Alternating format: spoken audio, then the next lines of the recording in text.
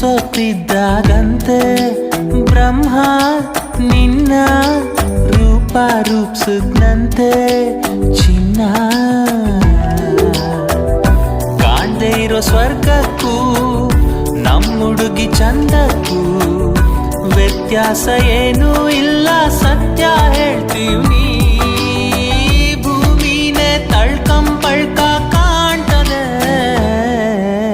ಒಪ್ಕೊಂಬಿಟ್ಲು ಕಂಡ್ಲ ಪ್ರೀತಿ ಮಾಡೋಕೆ, ಹೂ ಅನ್ಬಿಟ್ಲು ಕಂಡ್ಲ ಚಿಂತೆ ಇನ್ನೇ